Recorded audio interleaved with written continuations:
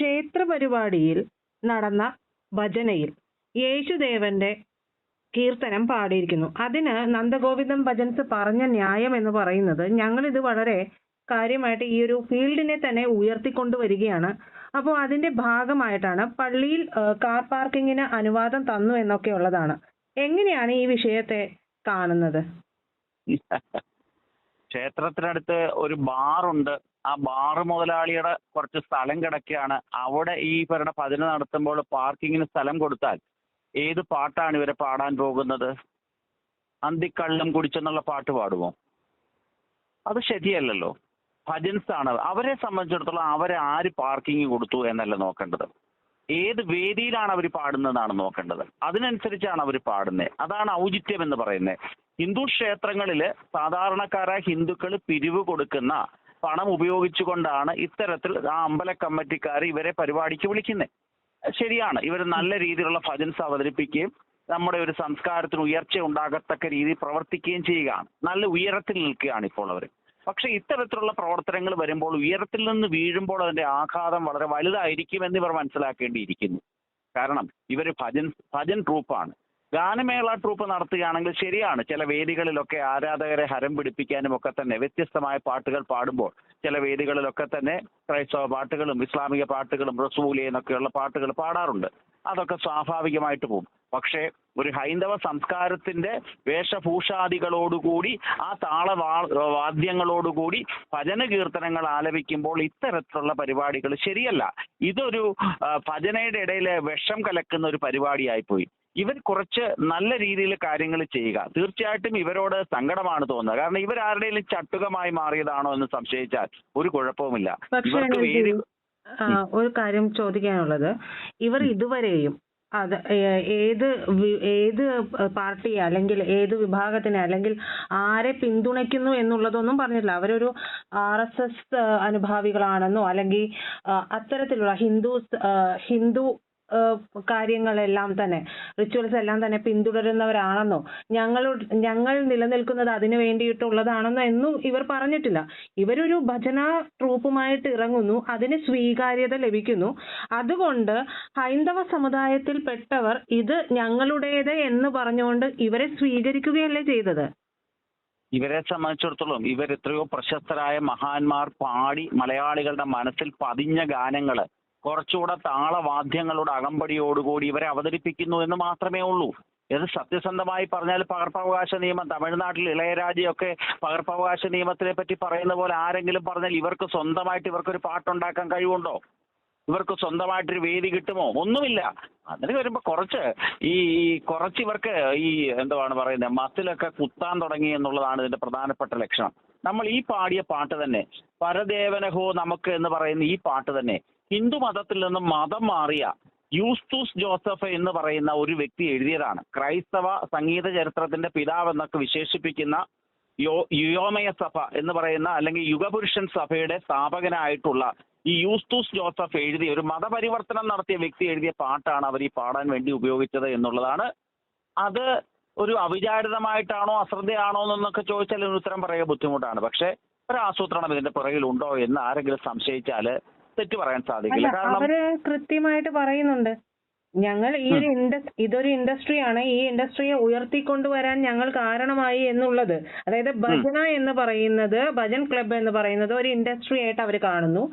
അതില് ഇവര് ഉയർത്തിക്കൊണ്ടുവന്നു, അതിൽ അഭിമാനം കൊള്ളുന്നുണ്ട് എന്നാണ് പറയുന്നത്. അപ്പൊ ഞങ്ങൾക്ക് ഇനി അടുത്ത വേദികൾ എന്നുള്ള രീതിയിൽ അവർ ഒരു ഇന്റർവ്യൂവിൽ പറയുകയും ചെയ്യുന്നുണ്ട്. അപ്പോൾ സത്യത്തിൽ സ്വമേധയാ തെറ്റിദ്ധരിച്ചതല്ലേ ഹൈന്ദവ വിഭാഗം? ഈ ഹൈന്ദവ സമൂഹം എന്ന് വെച്ചാൽ വളരെ പാവങ്ങളും സാധുക്കളുമാണ്. അവരെ സംബന്ധിച്ചിടത്തോളം ഇവർ പറ്റിക്കപ്പെടുക എന്ന് അറിയുന്ന പറ്റിക്കുന്ന സെക്കൻഡിൽ മാത്രമാണ്. ഇതേവരെ ഇതിന്റെ പിറകില് അഭിനയിക്കുകയാണെന്നുള്ളത് ഇന്നാണ് പൊതുസമൂഹത്തിന്, ഹൈന്ദവ സമൂഹത്തിന് മനസ്സിലായത്. അത് തീർത്തും ഈ പാവങ്ങളായ ഹിന്ദുക്കളെ പറ്റിക്കുകയാണ് എന്നുള്ള വാസ്തവമാണിന്ന്. ഇവർ പറയുന്നത് ഇത് വാണിജ്യാടിസ്ഥാനത്തിൽ ഞങ്ങൾ പോവുകയാണ്, ഇത് വ്യവസായമാക്കി ഞങ്ങൾ നവീകരിച്ചു. ഇതെന്താ? ഈ മഹാന്മാരായിട്ടുള്ള ആൾക്കാർ എഴുതിയിട്ടുള്ള ഹിന്ദു ഭജൻസിനെ ഇവർ വാണിജ്യവൽക്കരിക്കുകയും കച്ചവടവൽക്കരിക്കുകയും ചെയ്ത് ഇവരുടെ പോക്കറ്റല്ലേ എന്ന് അറിയുന്നുള്ളൂ. നാട്ടിലെ സാധാരണക്കാരുടെ പോക്കറ്റിൽ നിന്ന് പോകുന്ന പണം ഇവരുടെ പോക്കറ്റിലേക്ക് നിറയുന്നു. അതൊരു കൊള്ളയടിയായിട്ട് മാറിയെന്നാണ് പൊതുസമൂഹത്തിൽ ഇപ്പോൾ തോന്നാൻ സാധിക്കുന്നത്. കാരണം ഇത് തീർത്തും അപലപനീയമായ ഒരു സംഭവമാണ്. ഇത് അവരിയ്ക്കുന്ന കമ്പ് മുറിക്കുകയാണ്. ഇവർ ഉയരങ്ങളിലേക്ക് പോകുന്തോറും ഈ വീഴ്ചയുടെ ആഘാതവും കൂടുമെന്ന് ഇവർ മനസ്സിലാക്കണം. ഇതൊക്കെ ഇവരെന്താണ് വിചാരിച്ചിരിക്കുന്നത്? കേരളത്തിലെ ഹിന്ദു സമൂഹം ചുമ്മാ അടങ്ങിയിരിക്കും ഇത് കഴിയുമ്പോഴെന്നാണോ? ഇവർക്ക് അമ്പല കമ്മിറ്റിക്കാരും അമ്പലം ഭരണം നടത്തുന്ന നാട്ടിലെ പാവം പിടിച്ച ചെറുപ്പക്കാര് ഓരോ വീടുകളിലും കയറി ഇറങ്ങി പിരിച്ചു മേടിക്കുന്ന പൈസയാണ് ലക്ഷങ്ങൾ ഇവർ കൊണ്ടുപോകുന്നത്. അല്ലാതെ ഇവരുടെ വീട്ടിലെ പൈസ ഒന്നും അല്ലല്ലോ. അന്നേരം ഈ ശരീരത്തിൽ ചില കുത്തൊക്കെ ഉണ്ടായി തുടങ്ങിയിട്ടുള്ളതാണ് തോന്നുന്നത്. അതിന്റെ ഒരു അഹങ്കാരമാണ് ഈ കാണിച്ചതെന്ന് തോന്നുന്നു. കാരണം ഇത് തീർത്തും അപലപനീയമാണ്. ഇത് സാധാരണക്കാരായ ഏതെങ്കിലും ഭക്തന്മാർ ഇവരുടെ ഭജന നടക്കുന്നിടത്ത് ഏതെങ്കിലുമൊക്കെ പ്രശ്നം ഉണ്ടാക്കിയാൽ അവരെ കുറ്റം പറയാൻ എങ്ങനെ സാധിക്കും? ഇതൊരു ഇതായിട്ട് ഞാൻ പറഞ്ഞതല്ല. സ്വാഭാവികമായിട്ട് ദേഷ്യം വരത്തില്ലേ? ഇപ്പൊ ഒരു വീഡിയോ വ്യാപകമായിട്ട് പ്രചരിക്കുന്നുണ്ടല്ലോ, ഒരു അമ്പലത്തിൽ ദഫ്മുട്ട് നടക്കുന്നു, എല്ലാവരും വളരെ ആസ്വദിച്ചത് കാണുന്നു, ഒരു തെറ്റുമില്ല.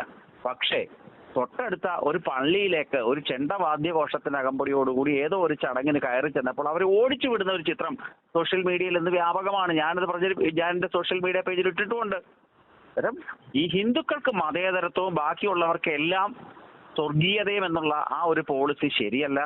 ഈ നന്ദഗോവിന്ദ ഭജൻസിന്റെ അനിയന്മാരോട് നമുക്ക് സഹതാപം മാത്രമേ ഉള്ളൂ. അവർ കാണിച്ചിരിക്കുന്ന ഒരു മണ്ടത്തരമാണ്. അവര് ഇതിന്റെ പുറകിൽ ഇപ്പോഴും പക്ഷേ മതേതരത്വമാണ് ഇത് എന്ന് പറഞ്ഞുകൊണ്ട് വലിയ രീതിയിലുള്ള ഒരു പിന്തുണ സോഷ്യൽ മീഡിയയിൽ മുഴുവൻ കിട്ടുന്നുണ്ട്. അപ്പോ അവരെ സംബന്ധിച്ച് അവർ ഉദ്ദേശിച്ചതും അതായിരിക്കില്ലേ? അവര് പ്രൊഫഷണലിസം കാണിച്ചതല്ലേ ഇതിലൂടെ? ഇവര് പറയുന്നത് മതേതരത്വമാണ് എന്ന് പറയുന്നു. ഞാൻ ചോദിച്ചോട്ടെ, ഇന്നത്തെ ദിവസത്തിന് മുമ്പുള്ള അല്ലെങ്കിൽ ഈ പാട്ട് പാടുന്നതിന് മുമ്പ് വരെ ഈ കേരളത്തിലെ RSS വൽക്കരണമാണ് ഇത് എന്ന് പറഞ്ഞിരിക്കുന്നവരല്ലേ മഹാഭൂരിപക്ഷം ഇതര വിഭാഗങ്ങൾ? ഇവിടുത്തെ ഇടതുപക്ഷ വിദ്യാർത്ഥി സംഘടനകൾ അല്ലെങ്കിൽ പുരോഗമന പ്രസ്ഥാനങ്ങൾ എന്ന് സ്വയം പ്രഖ്യാപിച്ചവരൊക്കെ പറയുന്നത് എന്താണ്? ഇവരെന്തോ ഈ RSS അജണ്ട നടപ്പാക്കുകയാണെന്നാണല്ലോ പറഞ്ഞുകൊണ്ടിരിക്കുന്നത്. അത് ഇവർക്ക് ഇതൊരു ശരിയായ പോക്കല്ല ഇവർ കാണിച്ചത്. ഈ ഇവിടുത്തെ ഭക്ത സമൂഹത്തിനും വളരെ വിഷമമുള്ള ഒരു കാര്യമാണ്. കാരണം കഴിഞ്ഞ കുറേ ദിവസങ്ങളായി ഇപ്രകാരമുള്ള ചില അജണ്ടകൾ നടപ്പാകുന്നുണ്ട്. കഴിഞ്ഞ ദിവസം തന്നെ വിനോയ് തോമസ് എന്ന് പറയുന്ന ഒരാള് ദീപിക പത്രത്തിലൊരു ലേഖനം എഴുതി. രാമായണം എന്ന് പറഞ്ഞൊരു കൃതിയുമില്ല, ആ എഴുത്തച്ഛൻ എന്ന് പറഞ്ഞ ആൾ ജീവിച്ചു വിടുന്നിട്ടില്ല എന്നുള്ള, അല്ലെങ്കിൽ മലയാള ഗദ്യഭാഷ ഉണ്ടാക്കിയത് മിഷണറിമാരുടെ വരവോടുകൂടിയാണെന്ന് പറഞ്ഞല്ലോ. ഇന്ന് അദ്ദേഹത്തിന് മനസ്സിലായി, അദ്ദേഹം മാപ്പ് എഴുതിയിട്ടുണ്ട് അദ്ദേഹത്തിന്റെ ഫേസ്ബുക്ക് പേജിൽ. ഞാൻ അപ്പോൾ പറഞ്ഞു പോയത് അബദ്ധമാണ്.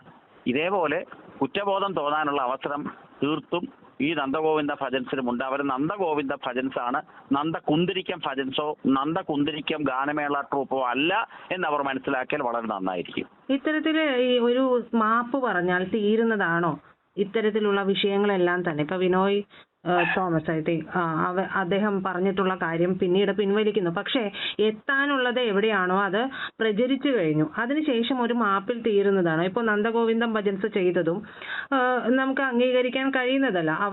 അവരെ ഇതിനെ പ്രൊഫഷണലൈസ് ചെയ്ത് കണ്ടു എന്നുള്ളതാണ്. മറ്റുള്ളവർ, അതായത് ഞാൻ ഉൾപ്പെടെയുള്ള ഹൈന്ദവ വിശ്വാസം പിന്തുടരുന്നവരെല്ലാം അവരെ മനസ്സിലേറ്റിയത് ഭജനയോട് കൂടിയാണ്, ഭജനയുടെ ഒരു പ്രസൻസിലാണ്. അപ്പോ ഇതെല്ലാം ചെയ്തതിന് ശേഷം പക്ഷേ നന്ദഗോവിന്ദം ഭജൻസ് വീണ്ടും പറയുന്നുണ്ട് ഇത് ഞങ്ങൾ ഈ ഒരു ഇൻഡസ്ട്രിയെ ഉയർത്തിക്കൊണ്ടുവന്നതാണ്. അപ്പൊ ഇത് ബോധപൂർവം ചെയ്തതല്ലേ? അതൊരു മാപ്പിലും തീരില്ലല്ലോ. അല്ല, ഇത് കേൾക്കൂ, നമ്മളെ സംബന്ധിച്ചിടത്തോളം ഇവിടുത്തെ ഈ സനാതനധർമ്മ വിശ്വാസികളെല്ലാം പാവങ്ങളാണ്, സാധുക്കളാണ്. അവരെ സംബന്ധിച്ചിടത്തോളം ആരെ ആക്രമിക്കുക, ആരെ തല്ലി ഒതുക്കുക എന്നുള്ളൊരു പാരമ്പര്യമൊന്നും കേരളത്തിലെ സനാതനധർമ്മ വിശ്വാസികളുടെ നിഘണ്ടുവിലേ ഇല്ല. ആ വാക്കൊന്നും. അവർ സ്വാഭാവികമായ പ്രതികരണം നടത്തുന്നു, സ്വാഭാവികമായ ചില സമരമുറകൾ അവലംബിക്കുന്നു. അതിനപ്പുറം എവിടെ സംഭവിക്കുന്നു? കൃഷ്ണനെ വെച്ച് മന്തി വെച്ചപ്പോൾ ആരുടെയും കൈവെട്ടാനും കട കത്തിക്കാനും ആരും പോയില്ല. ഒരു ചെറിയ പ്രതിഷേധം മാത്രമേ നടത്തിയുള്ളൂ. നമ്മളും പ്രതീക്ഷിക്കുന്ന നന്ദഗോവിന്ദ ഭജന സംഘത്തിനെ ഈ മാപ്പ് പറയുന്നതിൽ നിന്ന് ഒഴിവാക്കി അവരെ ആക്രമിക്കണമെന്ന് ആരെങ്കിലും പറയുന്നുണ്ടോ? ഇല്ല. അവർ തെറ്റ് തിരിച്ചറിഞ്ഞ് മാപ്പ് പറയുകയാണെങ്കിൽ അത് രണ്ട് കൈയും നീട്ടി സ്വീകരിക്കാൻ ഇവിടുത്തെ ഹൈന്ദവ സമൂഹം ഒരു പരിധി വരെ തയ്യാറാകും. അതാണ് ഹിന്ദുത്വവും, അതാണ് ഭാരതീയ സംസ്കാരവും എല്ലാവരെയും പഠിപ്പിച്ചിട്ടുള്ളത്. അത് മനസ്സിലാക്കണം അവർ. കാരണം അഹങ്കാരത്തിന്റെ ഭാഷ ആർക്കും നല്ലതല്ല. ഹിന്ദു സംസ്കാരത്തിനെതിരായ വെല്ലുവിളിയും ഒട്ടും നല്ലതല്ല. ഇതിനെ കച്ചവടവൽക്കരിക്കാനുള്ള ശ്രമവും നല്ലതല്ല. ഞങ്ങളുടെ വഴിക്ക് ഇങ്ങനെ പോകും, നിങ്ങൾ എന്ത് വേണേലും ചെയ്യൂ എന്നുള്ള അഹങ്കാരവും നല്ലതല്ല.